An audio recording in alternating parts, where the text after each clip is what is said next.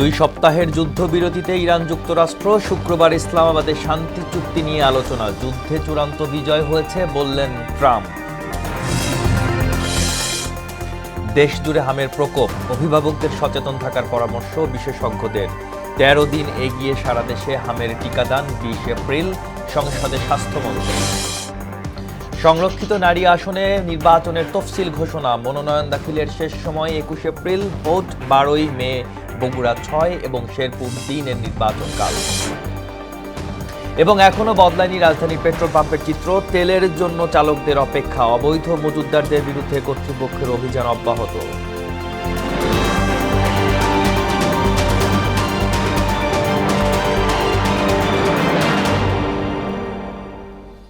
আসসালামু আলাইকুম। মোহনা সংবাদে সবাইকে স্বাগত জানাচ্ছি। এতক্ষণ শুনছিলেন সংবাদ শিরোনাম। আমার পুরো সংবাদের সঙ্গে আছি আমি আসাদুজ্জামান। শুরুতেই আন্তর্জাতিক প্রসঙ্গ। পাকিস্তানের মধ্যস্থতায় যুদ্ধবিরতিতে সম্মত হচ্ছে ইরান যুক্তরাষ্ট্র। শুক্রবার ইসলামাবাদে শান্তি চুক্তি নিয়ে আলোচনায় বসবে দুই পক্ষ। তেহরান যুদ্ধবিরতিতে সম্পন্ন হওয়ায় যুক্তরাষ্ট্রের পূর্ণাঙ্গ এবং চূড়ান্ত বিজয় হয়েছে বলে মন্তব্য করেছেন ডোনাল্ড ট্রাম্প। আর যুদ্ধবিরতিকালে হরমুজ প্রণালী দিয়ে চলাচলকারী জাহাজের টোল আদায় করবে ইরান ও ওমান। ঐশী আলমের ডেস্ক রিপোর্টে বিস্তারিত। আপু, বুধবার রাতভর ব্যাপক উদ্বেগ ও উৎকণ্ঠার পর অবশেষে শর্ত সাপেক্ষে ২ সপ্তাহের যুদ্ধবিরতিতে সম্মত হয়েছে যুক্তরাষ্ট্র ও ইরান। যুদ্ধবিরতি আলোচনায় মধ্যস্থতা করেছেন পাকিস্তানের প্রধানমন্ত্রী শাহবাজ শরীফ। অবিলম্বে যুদ্ধবিরতি কার্যকর হবে বলে জানান তিনি। ইরানের সঙ্গে ২ সপ্তাহের যুদ্ধবিরতিতে সম্মত হওয়ার মধ্য দিয়ে যুক্তরাষ্ট্র পূর্ণাঙ্গ ও চূড়ান্ত বিজয় অর্জন করেছে বলে মন্তব্য করেছেন মার্কিন প্রেসিডেন্ট ডোনাল্ড ট্রাম্প। যুদ্ধবিরতিকালীন হরমুজ প্রণালী দিয়ে চলাচলকারী জাহাজ থেকে ট্রানজিট ফি আদায়ের পরিকল্পনা করছে ইরান ও ওমান। এক প্রতিবেদনে বিষয়টি নিশ্চিত করেছে বার্তা সংস্থা তাসনিম নিউজ। ইরান ও যুক্তরাষ্ট্রের মধ্যে যুদ্ধবিরতি ঘোষণাকে নিজেদের বিজয় হিসেবে দেখছে হোয়াইট হাউস। হোয়াইট হাউসের প্রেস সেক্রেটারি ক্যারোলিন লেভিট বলেন, এর ফলে কৌশলগতভাবে গুরুত্বপূর্ণ হরমুজ প্রণালী পুনরায় খুলে দেয়া সম্ভব হয়েছে। তবে যুদ্ধবিরতি নিয়ে এখনও আনুষ্ঠানিক প্রতিক্রিয়া জানায়নি ইসরায়েল। যুক্তরাষ্ট্রের পক্ষ থেকে ২ সপ্তাহের সাময়িক যুদ্ধবিরতি ঘোষণার পরপরই মধ্যপ্রাচ্যের পরিস্থিতি নাটকীয় মোড় নিয়েছে। কুয়েত, বাহরাইন, সৌদি আরব ও সংযুক্ত আরব আমিরাত সহ উপসাগরীয় দেশগুলো সর্বোচ্চ সতর্কতামূলক ব্যবস্থা নিয়েছে। সক্রিয় করা হয়েছে আকাশ প্রতিরক্ষা ব্যবস্থা। যুক্তরাষ্ট্র ও ইরানের মধ্যে যুদ্ধবিরতি ঘোষণার পর বৈশ্বিক জ্বালানি ও শেয়ার বাজারে ইতিবাচক প্রতিক্রিয়া দেখা গেছে। আন্তর্জাতিক বাজারে তেলের দাম উল্লেখযোগ্যভাবে কমেছে। একই সঙ্গে এশিয়ার প্রধান শেয়ার বাজারগুলোতে শক্তিশালী উত্থান লক্ষ্য করা গেছে। ঐশী আলম, মোহনা সংবাদ। দেশজুড়ে হামের প্রকোপ, তবে বিভিন্ন ধরনের জটিল উপসর্গ না হলেও হামের চিকিৎসা ঘরেই সম্ভব বলছেন চিকিৎসকরা। বর্তমানে পরিস্থিতি স্থিতিশীলতার দিকে যাচ্ছে বলেও মনে করছেন তারা। গত কয়েক বছরে বিপুল সংখ্যক শিশু নির্ধারিত টিকার বাইরে থাকার কারণেই এমন পরিস্থিতি বলে মনে করছেন তারা। তবে এতে আতঙ্কিত না হয়ে অভিভাবকদের সচেতন থাকার আহ্বান জানিয়েছেন বিশেষজ্ঞরা। আরও জানাচ্ছেন উষা ফেরদৌস। ২১ শতকে চিকিৎসা বিজ্ঞানে যখন বহু সংক্রামক রোগ নিয়ন্ত্রণের আওতায়, তখন নতুন করে আলোচনা এসেছে হাম। একে অনেকেই হালকা জ্বর কাশি ভেবে অবহেলা করায় সৃষ্টি হয় যত সমস্যা। হাম তীব্র সংক্রামক ভাইরাস, যা বাতাসে ভেসে থাকা ক্ষুদ্র কণার মাধ্যমে ছড়ায়। ন্যাশনাল পোলিও এবং মিজলস ল্যাবরেটরি তথ্য অনুযায়ী ২০২৬ সালের জানুয়ারি থেকে ঢাকা সহ সারা দেশে হামের প্রকোপ উল্লেখযোগ্য হারে বেড়েছে। হাম দেখা দিচ্ছে, ২-১টা বিচির মতো পেটে, তারপরে পায়ে দেখছি। দেখার পরে আমরা মনে করছি অ্যালার্জি বুঝে আমরা ওষুধ খাওয়াইছি। ওষুধ খাওয়ানোর পরে দেখি ভালো হয় না। শুরুতে ছিল হালকা ঘামাচির মতো, র্যাশ উঠেছিল, তারপর আস্তে আস্তে এরকম হয়েছে আর কি। জ্বর হয়েছে, তার কিছুদিন ২-৩ দিন পর হাম হয়েছে, ঠান্ডা কাশি আছে, তার শরীরে যে ঘা হয়েছে কি যেন হয়েছিল, যে লাল লাল। তবে চিকিৎসকরা বলছেন, বেশি আক্রান্ত এলাকায় টিকা দেওয়া শুরু হয়েছে। আতঙ্কিত না হয়ে সচেতন হওয়ার পরামর্শ তাদের। হামের অধিকাংশ বাচ্চাই কিন্তু বাসায় চিকিৎসাতেই 2টা ভিটামিনের ডোজ ভ্যাকসিন, একটু ভিটামিন সি, ভিটামিন ডি একটু অন্য বাচ্চাদের থেকে আলাদা রাখা, 4 থেকে 5 দিন পরে একটু র্যাশ দেখা দেয়, তারপরে ভালো হয়ে যায়। দেখতে হবে জটিলতাগুলা। কি কি জটিলতা হলে হাসপাতালে আসতে হবে। শ্বাসতন্ত্রের যদি প্রদাহ হয়ে নিউমোনিয়া, মস্তিষ্কে প্রদাহ হয়ে খিঁচুনি বা অজ্ঞান হয়ে যাওয়া এবং পরিপাকতন্ত্রের প্রদাহ হয়ে যদি অবাধে ডায়রিয়া শুরু হয়, তখন প্রচুর পানি শরীর থেকে বের হয়ে যায়। এটা যদি হয় তখন কিন্তু আর দেরি করা যাবে না, তড়িৎ গতিতে হাসপাতালে এসে ভর্তি হতে হবে। তবে পরিস্থিতি স্থিতিশীল হচ্ছে বলেও মনে করছেন চিকিৎসকরা। যে হারে বাড়া শুরু করছিল ওই হারে বাড়তেছে না, সুতরাং আমরা বুঝছি যে একটু আমরা সারা দেশে একটু কমে কমে আসবে। বাংলাদেশ সরকার থেকে যেভাবে নির্দেশ আছে সেইভাবে টিকা কেন্দ্রে যেতে হবে এবং টিকাগুলি সময় মতো দিতে হবে। গত 15 মার্চ থেকে 7 এপ্রিল পর্যন্ত নিশ্চিত হাম রোগীর সংখ্যা 1398 জন। 15 মার্চ থেকে 7 এপ্রিল পর্যন্ত নিশ্চিত হামে মৃত্যু হয়েছে 21 জনের। উষা ফেরদৌস, মোহনা সংবাদ, ঢাকা। কুষ্টিয়ার হাম পরিস্থিতি জানাতে আমাদের সাথে যুক্ত হচ্ছেন সহকর্মী মিলন খন্দকার। মিলন, হাম উপসর্গে হাসপাতালের রোগী ভর্তির চিত্র কেমন দেখছেন?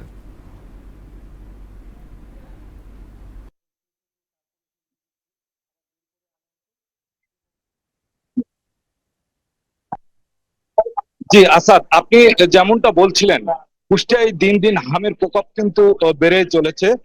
প্রতিদিন হামের নতুন নতুন রোগী উপসর্গ নিয়ে ভর্তি হচ্ছে কুষ্টিয়া 250 শয্যা জেনারেল হাসপাতাল ও হাসপাতাল মেডিকেল কলেজ হাসপাতালে। আমি যদি একটু আপনাকে বলে রাখি যে গতকাল যে 24 ঘন্টায় কিন্তু কুষ্টিয়া 250 শয্যা জেনারেল হাসপাতালে 31 জন রোগী কিন্তু হামের উপসর্গ নিয়ে ভর্তি হয়েছে এবং গত মাস থেকেই কিন্তু এই কুষ্টিয়া 250 শয্যা জেনারেল হাসপাতালে কিন্তু হামের উপসর্গ নিয়ে 80 জন শিশু ভর্তি হয়েছিল। এর ভিতরে কুষ্টিয়া মেডিকেল কলেজ এবং কুষ্টিয়া 250 শয্যা হাসপাতালে এই পর্যন্ত 8 জন শিশু কিন্তু চিকিৎসাধীন অবস্থায় মারা গেছে। তো আমি একটু এই বিষয়ে, এই যে হামের যে বিষয়টা, আসলে কুষ্টিয়া 250 শয্যা জেনারেল হাসপাতাল এবং কুষ্টিয়া মেডিকেল কলেজ হাসপাতালে যে এই যে হামের উপসর্গ নিয়ে যে রোগীরা, শিশু বাচ্চারা যে ভর্তি হচ্ছে, তো তাদের কিন্তু টিকার যে ব্যবস্থাটা, এই টিকার ব্যবস্থাটা কিন্তু খুবই কম বলতে গেলে চলে।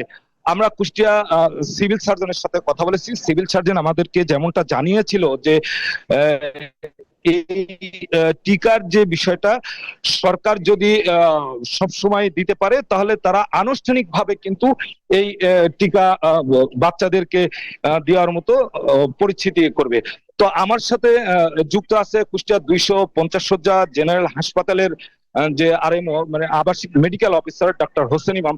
আমি তার কাছে একটু জানতে চাইবো যে আসলে এই যে হামের যে উপসর্গ নিয়ে ভর্তি হচ্ছে, তো এই আপনাদের যে আইসোলেশন ওয়ার্ড আপনারা নতুন যে খুলছেন, তো এই আইসোলেশন ওয়ার্ডেও কিন্তু রোগী সেখানে পর্যাপ্ত পরিমাণ রয়েছে এবং রোগীর লোকজন যারা আছে তারা করিডোরে পর্যন্ত চিকিৎসা দেওয়া হচ্ছে এবং রোগীর লোকজন যেটা বলছে যে আসলে এই হামের যে চিকিৎসা হচ্ছে ঠিক মতো ডাক্তার চিকিৎসা দিতে পারছে না এবং ডাক্তার আসছে না, সিস্টাররা ঠিক মতো চিকিৎসা দিচ্ছে না, ওষুধ পাওয়া যাচ্ছে না এবং আপনাদের যে চিকিৎসা দেওয়ার জন্য যে ভেন্টিলেশন যেটা দরকার ছিল সেটা আপনাদের এখানে নেই এবং রোগীরাও কিন্তু ঠিকভাবে ওষুধ পাচ্ছে না। তো আসলে এই বিষয়ে আপনারা কি ব্যবস্থা নিয়েছেন রোগীদের জন্য, একটু আমাদেরকে জানাবেন।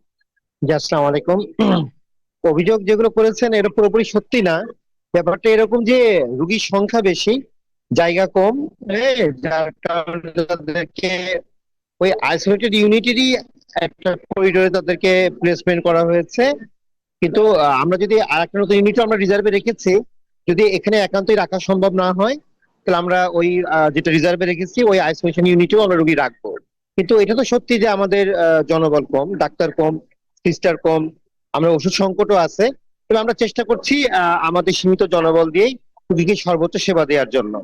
আর আমাদের এখানে অক্সিজেন প্ল্যান্ট আছে, আমাদের অক্সিজেন সরবরাহ নিয়ে কোনো সমস্যা নেই এবং আমাদের স্ক্যানও আছে, যার কারণে আমরা সেখানে সীমিত আকারে সেবা দিতে পারছি। কিন্তু যে বাচ্চাদের নিউমোনিয়ার কারণে অক্সিজেন স্যাচুরেশন লেভেল বেশি কমে যাচ্ছে, তাদের ভেন্টিলেশনের দরকার হয়, সেক্ষেত্রে আমরা আমাদের নিকটস্থ রাজশাহী মেডিকেল কলেজ হাসপাতালে তাদেরকে রেফার করছি। এ পর্যন্ত আমাদের কুষ্টিয়া সদর হাসপাতালে 2 জন বাচ্চা মারা গিয়েছে।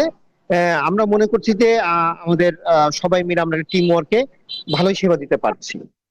জি, আপনাকে ধন্যবাদ। আপনি যেমনটা শুনছিলেন, আচ্ছা আমি কিন্তু আরেকটা বিষয় একটু জানিয়ে রাখি যে এই যে হামের যে উপসর্গ নিয়ে যে রোগীগুলো ভর্তি হচ্ছে, তো আমি আর আবাসিক মেডিকেল অফিসারের সাথে কথা বলেছি, তাই তিনি যেমনটা জানিয়েছে যে আসলে এই উপসর্গ দেখা দিলে কিন্তু শিশুদের।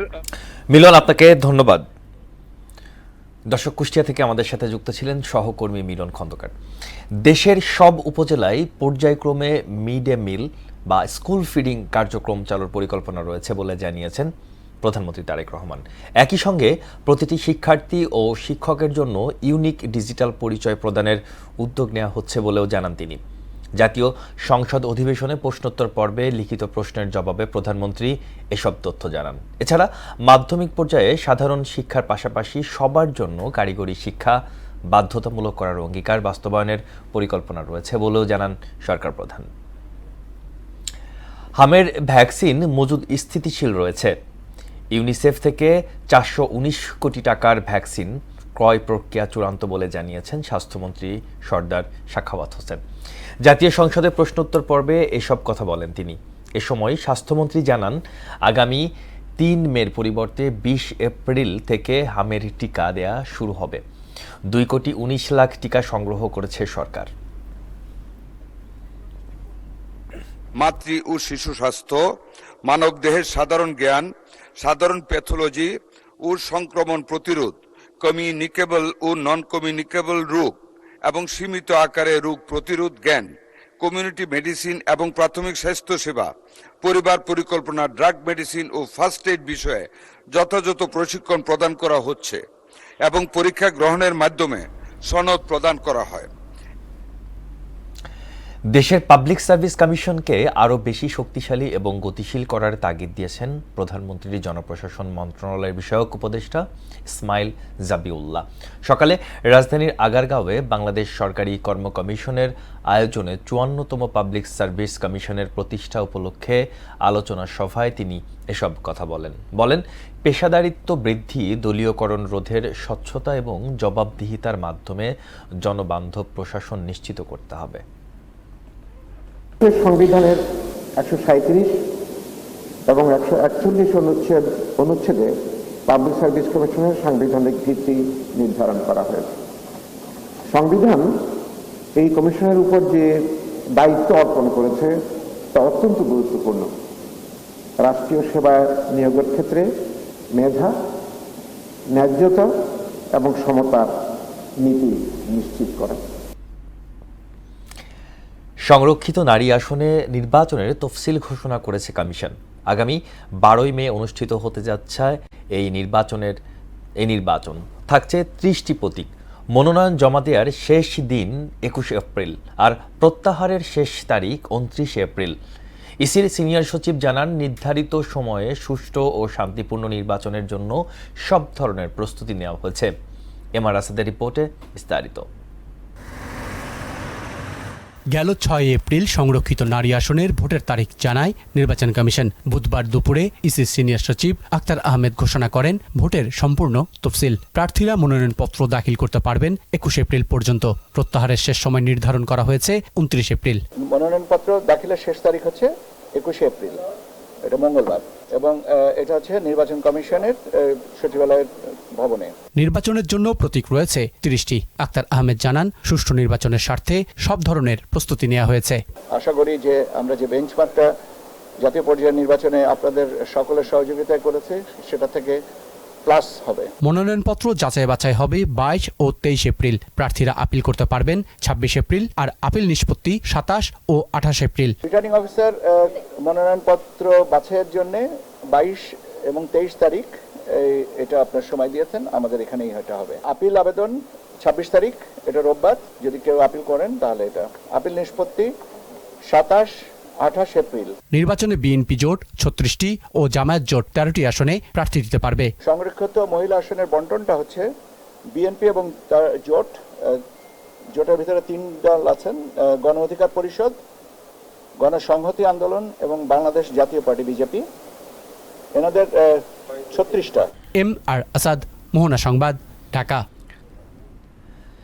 ত্রয়োদশ জাতীয় সংসদের বগুড়া ৬ ও শেরপুর ৩ আসনের উপনির্বাচনকাল সকাল ৭:৩০টায় শুরু হওয়া ভোট গ্রহণ চলবে বিকেল ৪:৩০ পর্যন্ত। কেন্দ্রে কেন্দ্রে পৌঁছে দেয়া হচ্ছে নির্বাচনী সরঞ্জাম।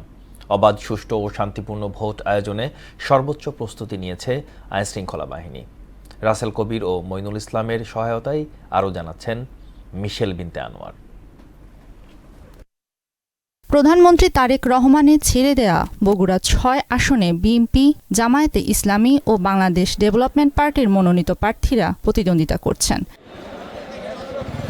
এই আসনে ভোট কেন্দ্রের সংখ্যা ১৫০টি। মোট ভোটার ৪,৫০,০৩৭ জন। পাশাপাশি পোস্টাল ব্যালটের ভোটার রয়েছেন ৩,৭৩৬ জন। ভোট গ্রহণের জন্য প্রস্তুতি শেষ হয়েছে জানিয়ে রিটার্নিং কর্মকর্তা বলেন, পুলিশ, আনসার, র্যাপিড অ্যাকশন ব্যাটালিয়নের পাশাপাশি ৮ প্লাটুন বিজিবি মোতায়েন রয়েছে। নির্ভয়ে ভোট কেন্দ্রে আসতে পারে এবং ভোট দিয়ে নিরাপদে বাড়ি ফিরতে পারে, সেজন্য আমাদের পর্যাপ্ত আইন শৃঙ্খলা বাহিনী নিয়োজিত থাকবে। 18 জন নির্বাহী ম্যাজিস্ট্রেট নিয়োজিত থাকবে যাতে আচরণবিধি লঙ্ঘিত না হয়। এছাড়াও 2 জন জুডিশিয়াল ম্যাজিস্ট্রেট নিয়োজিত থাকবে, তারা সামারি ট্রায়াল করবে। যদিও কোথাও সংক্ষিপ্ত বিচার কার্য পরিচালনা করতে হয়, তারা তাৎক্ষণিক বিচার কার্য পরিচালিত করবে। এদিকে জামাত প্রার্থী নুরুজ্জামান বাদলের মৃত্যুতে স্থগিত শেরপুর ৩ আসনের নির্বাচনে বিএনপি, জামাত এবং বাসদ মনোনীত প্রার্থীরা প্রতিদ্বন্দ্বিতা করছেন। এই আসনে মোট ভোট কেন্দ্র ১২৮টি। মোট ভোটার ৪,১৩,১৭৭ জন। নির্বাচন অবাধ, সুষ্ঠু ও নিরপেক্ষ করতে সব ধরনের প্রস্তুতি নেওয়া হয়েছে বলে জানান জেলা রিটার্নিং কর্মকর্তা। 2 উপজেলায় 8 প্লাটুন করে টোটাল 16 প্লাটুন বিজিবি থাকবে, সারা সেনাবাহিনী থাকবে, পুলিশের টিম থাকবে। এছাড়া ভোট কেন্দ্রে আমরা আশা করছি 6 থেকে 7 জন করে পুলিশ বাহিনীর সদস্যরা থাকবেন। মিশেল বিনতে আনোয়ার, মোহনা সংবাদ। আওয়ামী শাসনামলে ডিজিএফআইয়ের জয়েন্ট ইন্টারগেশন সেলে গুম নির্যাতনের মামলায় শেখ হাসিনা সহ 13 জনের বিরুদ্ধে সাক্ষ্য গ্রহণ আজ। বিচারপতি গোলাম মুর্তুজা মজুমদারের নেতৃত্বাধীন আন্তর্জাতিক অপরাধ ট্রাইব্যুনাল 1-এ হবে এই সাক্ষ্য। পরে একই ট্রাইব্যুনালে জুলাই আন্দোলনে ধানমন্ডি ও মোহাম্মদপুর এলাকায় 9 জনের হত্যাসহ 3 অভিযোগে ঢাকা দক্ষিণ সিটির সাবেক মেয়র শেখ ফজলে নূর তাপস সহ 28 জনের বিরুদ্ধে করা মামলার শুনানি হবে।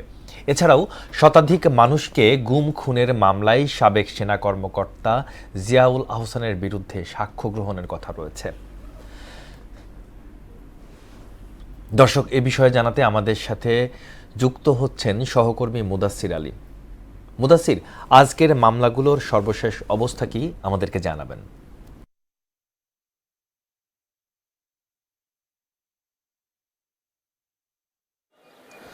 আসাদ, প্রথমে বলে রাখি, আজকে কিন্তু একটি বিষয়, যে বিষয়টি সবচেয়ে বেশি আলোচিত হয়েছে সেটি হচ্ছে যে শেখ হাসিনার বিরুদ্ধে যে মানবতা বিরোধী অপরাধের একটি মামলায় নাকি 12,000 কোটি টাকা লেনদেন হয়েছে ট্রাইব্যুনালে। এই সংক্রান্ত একটি পোস্ট বাবু পাটোয়ারি নামে একজন তিনি দিয়েছেন এবং দেওয়ার সঙ্গে সঙ্গে কিন্তু এই পোস্টটি ভাইরাল হয় এবং এখানে কিন্তু প্রচুর পরিমাণে শেয়ার হয়, প্রায় 6,500-এর উপরে লাইক হয়। এরকম একটি শেয়ার কিন্তু মানে ব্যাপক শেয়ার হয় কারণে এটি ভাইরাল হয় এবং যে কারণে কিন্তু এই বাবু পাটোয়ারির ব্যক্তিটির বিরুদ্ধে কিন্তু গ্রেপ্তারি পরোয়ানা জারি করেন ট্রাইব্যুনাল।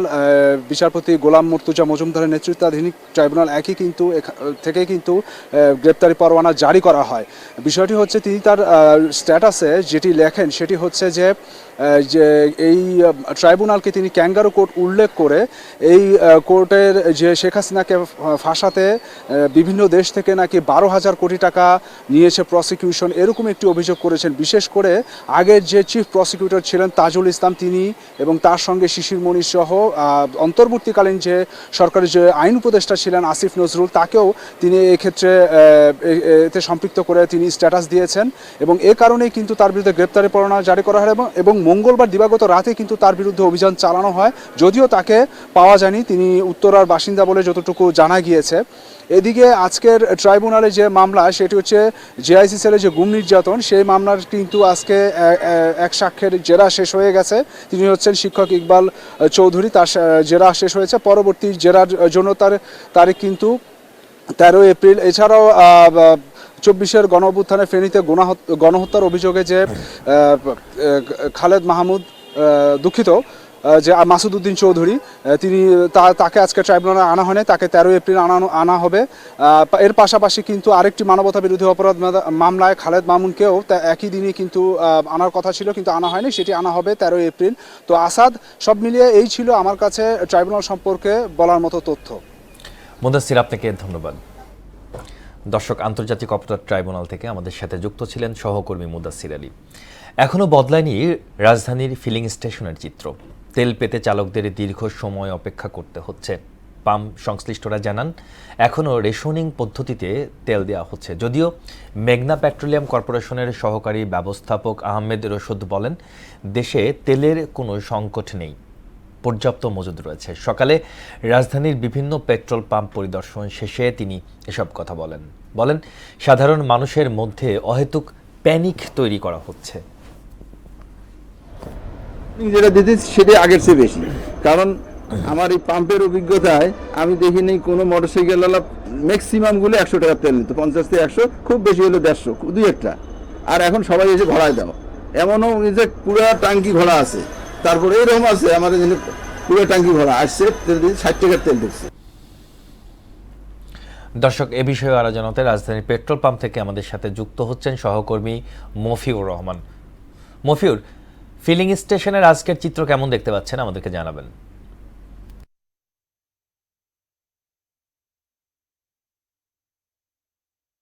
ধন্যবাদ আসাদ। আপনি যেমনটি বলছিলেন যে এখনও পরিবর্তন হয়নি, আসলে পরিবর্তন কিছুটা হয়েছে। পরিবর্তন হয়েছে যে এখনও যে পরিবর্তনটি আমরা দেখতে পাচ্ছি যে এখানে পেট্রোল পাম্পগুলোতে তেলের গাড়িগুলো আসছে, পদ্মা বা মেঘনা যেই অয়েল কোম্পানিগুলো আছে তাদের তেলের গাড়িগুলো নিয়মিত আসছে এবং প্রতিটি ফিলিং স্টেশনে পর্যাপ্ত পরিমাণে তেল দেওয়া হচ্ছে। এই বিষয়ে পেট্রোল পাম্প মেঘনা পেট্রোলিয়াম কর্পোরেশনের যে ব্যবস্থাপনা পরিচালকের সাথে আমরা কথা বলেছি, তিনি বলেছেন যে প্রত্যেকটি পেট্রোল পাম্পের প্রতিদিনের যে চাহিদা থাকে সেই অনুযায়ী তাদেরকে তেল দেওয়া হচ্ছে। এখানে কোনো রেশনিং, আসলে যে রেশনিংয়ের কথা তারা বলছে সেই রেশনিং করা হচ্ছে না। তবে ক্রেতাদের মাঝে একটু প্যানিক পারচেস, যেটি বলা হয় যে প্যানিক পারচেসের একটি প্রবণতা দেখা যাচ্ছে। এখানে আমরা পেট্রোল পাম্প সংশ্লিষ্টদের সাথে কথা বলেছি, তারা বলছে যে ক্রেতা আগে 200 বা 300 টাকার তেল কিনতেন, তিনি এখন চাহিদার চেয়ে বেশি চাচ্ছেন। এই কারণে তাদেরকে কন্ট্রোল করার জন্য আসলে পেট্রোল পাম্প থেকেই আসলে নির্ধারণ করে দেওয়া হচ্ছে যে 200 বা 300 টাকার তেল নির্ধারণ করে দেওয়া হচ্ছে মোটরসাইকেলের জন্য, আর গাড়িতে দেওয়া হচ্ছে 1000 টাকার তেল। আর নয়তো জিজ্ঞেস করলাম যে কেন এই নির্ধারণ করে দেওয়া হলো, তারা বলছে যে যদি তারা নির্ধারণ করে না দিত তাহলে এদেরকে আসলে নিয়ন্ত্রণ করা যেত না। অনেকেই হচ্ছে চাহিদার চেয়ে অনেক বেশি নিচ্ছে। তারা বলছেন অনেকে বাসায় তেল নিয়ে গিয়ে মজুত করছে, যেটি আসলে একটি ভয়াবহ ব্যাপার হতে পারে। যদি বাসায় কখনো এই তেল বিস্ফোরণ হয় তাহলে বাসা, এটি যেহেতু পেট্রোল এবং একটি অতি দাহ্য বস্তু, এটি বিস্ফোরণ হলে একটি ভয়ঙ্কর ঘটনা ঘটে যেতে পারে। সেই ক্ষেত্রে সতর্কতামূলকভাবেই পেট্রোল পাম্প থেকে একটু তেল কম দেওয়া হচ্ছে। তবে যারা মোটরসাইকেল এবং গাড়ির চালক যারা রয়েছেন তারা বলছেন যে তাদেরকে আসলে তেল ঠিকমতো দেওয়া হচ্ছে না। তারা অভিযোগ করছেন যে তারা সকাল থেকে দীর্ঘ লাইনে অপেক্ষা করছেন, দীর্ঘ লাইন দিয়ে তারপর তেল নিতে হচ্ছে। এই সমস্ত অভিযোগগুলো আমরা প্রতিনিয়ত তাদের কাছ থেকে শুনে আসছি। আসাদ, এই ছিল আমার কাছে রাজধানীর পেট্রোল পাম্প থেকে সর্বশেষ তথ্য। আপনাকে ধন্যবাদ। দর্শক, তেলের সংকট নিয়ে আমাদের সাথে যুক্ত ছিলেন মাফিউর রহমান। রাজধানীর বিভিন্ন স্টেশন সম্পর্কে সে আমাদেরকে ব্রিফ করছিলেন। বগুড়া 6 উপনির্বাচনে কেন্দ্রের প্রস্তুতি জানাতে যুক্ত হচ্ছেন সহকর্মী রাসেল কবির। রাসেল, নির্বাচনী সরঞ্জাম প্রেরণ সহ সার্বিক চিত্র আমাদেরকে জানাবেন।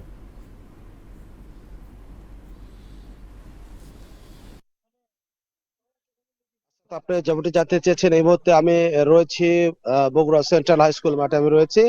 আমরা যেমনটি দেখতে পাচ্ছি, আসলে এখানে সকাল থেকে কিন্তু নির্বাচনী সরঞ্জাম যে সকল আছে ভোট গ্রহণ করতে নির্বাচনী সামগ্রীগুলো আমরা দেখছি যে আসলে বিতরণ শুরু হয়েছে এবং পর্যায়ক্রমে বগুড়া সদর আসনে 150টি আসলে কেন্দ্রে নির্বাচনী সরঞ্জামগুলো আসলে প্রেরণের কার্যক্রম হচ্ছে। আমরা এমনটি দেখতে পেয়েছি। পোলিং কর্মকর্তা যারা আছে, রিটার্নিং কর্মকর্তা, তারা কিন্তু আসলে আমরা দেখছি যে এই কার্যক্রম ভোট কার্যক্রম পরিচালনা করার জন্য সরঞ্জামগুলো নিয়ে যাচ্ছে। তো আসাদ, আপনি কিন্তু জানিয়ে রাখি আসলে এবার নির্বাচন জেলা নির্বাচন কমিশনার যেমনটি জানিয়েছেন ফজলুল করিম আমাদের বলেছে যে আসলে এই শূন্য আসনটির ভোট যেহেতু আসলে কালকে অনুষ্ঠিত হবে, আর ভোট গ্রহণ অনুষ্ঠান সূচিতে যেটা আমাদের জানিয়েছে সকাল 7:30 থেকে 4:30 পর্যন্ত 150টি কেন্দ্রে কিন্তু আসলে ভোট গ্রহণ অনুষ্ঠিত হবে এবং এ ব্যাপারে তাদের যথেষ্ট প্রস্তুতি তারা গ্রহণ করেছে। আমরা আসলে এমনটি দেখেছি যে তারা কিন্তু আসলে বলছে যে ভোট যেন মানুষ শান্তিপূর্ণভাবে দিতে পারে, পাশাপাশি ভোট দিয়ে যেন ঘরে ফিরতে পারে, এই জন্য আইন শৃঙ্খলা রক্ষাকারী বাহিনী যারা আছে তারা কিন্তু সরব রয়েছে এবং আজকে থেকে আমরা দেখছি কিন্তু মাঠে তারা রয়েছে এবং বিভিন্ন চেকপোস্ট গুলো বসিয়েছে, আমরা এমনটি আসলে দেখতে পেয়েছি। এবং আমরা আসলে যেমনটি দেখেছি প্রার্থীরা যারা আছে তারা কিন্তু উৎসবমুখর পরিবেশে প্রচারে অংশ নিয়েছে বিগত সময়ে, আমরা এমনটি দেখেছি। এবং এইবার এই নির্বাচনে প্রায় 4,54,000 নারী এবং পুরুষ ভোটার এই সদর আসনে তারেক রহমানের ছেড়ে দেওয়া আসনে আসলে তারা ভোটাধিকার প্রয়োগ করবে। আসাদ, এই ছিল আমার কাছে বগুড়া সেন্ট্রাল হাই স্কুল মাঠ থেকে উপনির্বাচনের সর্বশেষ। রাসেল, আপনাকে ধন্যবাদ। ঢাকায় অনুষ্ঠিত বিটুবির রোড শোর মাধ্যমে বাংলাদেশের সঙ্গে পর্যটন সম্পর্ক জোরদার করল শ্রীলঙ্কা। এই আয়োজনে মূল উদ্দেশ্য ছিল দুই দেশের পর্যটন খাতের অংশীদারিদের মধ্যে ব্যবসায়িক সম্পর্ক সুদৃঢ় করা। পারস্পরিক ভ্রমণ বাড়াতে বিভিন্ন সুযোগ ও পরিকল্পনা নিয়ে আলোচনা হয় সেখানে। অনুষ্ঠানে প্রধান অতিথি ছিলেন বাংলাদেশ ট্যুরিজম বোর্ডের প্রধান নির্বাহী কর্মকর্তা নজুহাত ইয়াসমিন। আঞ্চলিক সহযোগিতার উপর গুরুত্ব আরোপ করে তিনি বলেন, এই অংশীদারিত্ব সাংস্কৃতিক বিনিময়ে নতুন দিগন্ত উন্মোচন করবে। দর্শক, এই ছিল মোহনা সংবাদে। পরবর্তী সংবাদ বিকেল 5:30টায়। এর আগে বিকেল 3টায় দেখবেন সংবাদ এক নজরে। মোহনার সর্বশেষ খবর জানতে ভিজিট করুন www.mohana.tv। সংবাদ দেখতে পারেন ফেসবুক, ইউটিউবে। এতক্ষণ সঙ্গে থাকার জন্য ধন্যবাদ সবাইকে।